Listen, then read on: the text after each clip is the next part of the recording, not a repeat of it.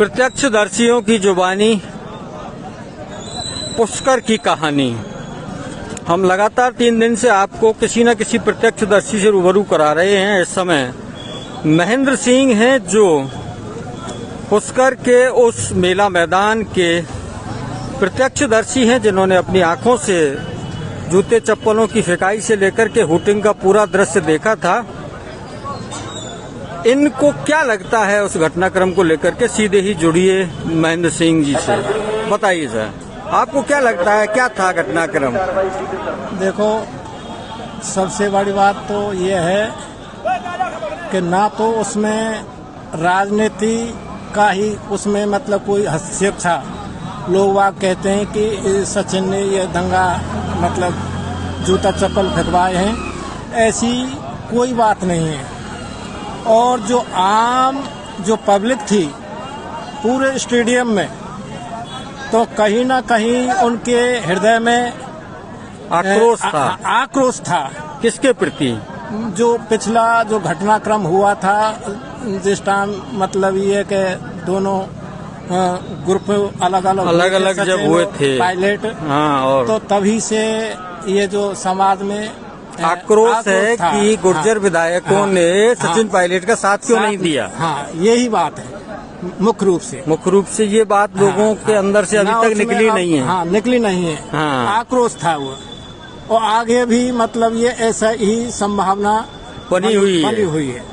हमारे अशोक चांदना ने ये कहा है कि मुझ पर जूता फेंकवा करके अगर सचिन पायलट को मुख्यमंत्री बनना है तो जल्दी से जल्दी बन जाए। मैं अपनी पर आ गया तो 2 में से एक ही रहेगा।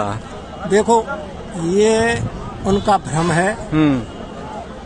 और जैसे 10-5 लोग जो जूता चप्पल दिखाते उसमें, तो हम भी मान जाते कि ये मतलब ये कि सचिन द्वारा किया हुआ मतलब षड्यंत्र है। संख्या ज्यादा थी। संख्या ज्यादा थी। ऐसा एक भी व्यक्ति ग्राउंड में नहीं था जिनके हृदय में आक्रोश नहीं हो। तो ये आम पब्लिक का आक्रोश था और किसी का हस्तक्षेप नहीं था। अब उन लोगों में से 5 लोगों के खिलाफ FIR दर्ज हो गई है।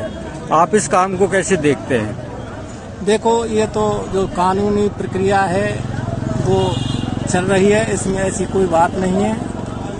और कर्नल बैंसला के इस अस्थि विसर्जन कार्यक्रम में इस घटना ने बट्टा लगाया या क्या कर दिया?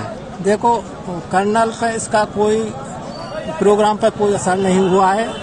ये तो जो आम पब्लिक इकट्ठी हुई थी उनका मतलब ये आक्रोश था मुख्य रूप से। विजय बैंसला ने जिस तरह से बीजेपी के नेताओं को वहां बुलाया, ऐसा तो नहीं है कि बगैर बुलाए आ गए हों, चाहे वो लोकसभा के अध्यक्ष हों या बीजेपी के प्रदेश अध्यक्ष हों, मंत्री हों, कांग्रेस की ओर से भी जो आए या RLD की ओर से आए, जो भी आए, आपको नहीं लगता कि उन्होंने उसको राजनीतिक रूप दे ही दिया था इन नेताओं को बुला करके?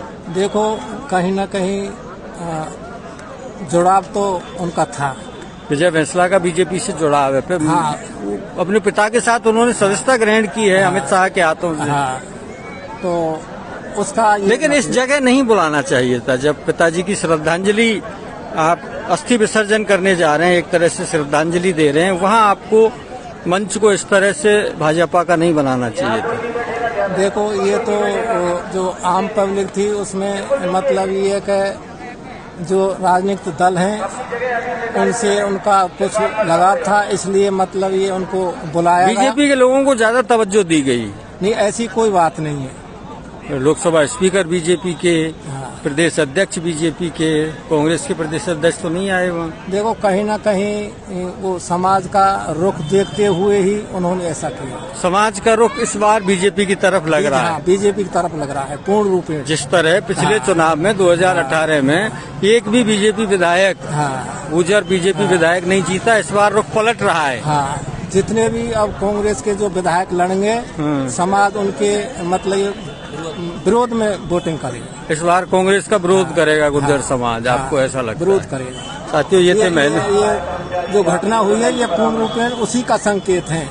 जो पुष्कर में घटना जो हुआ है वो आने वाले चुनावों की तरफ पूर्ण रूपेण ये उसकी ओर संकेत है। आपने कुछ साफ गोई से अपनी बात कही। बहुत बहुत धन्यवाद, आभार, नमस्कार।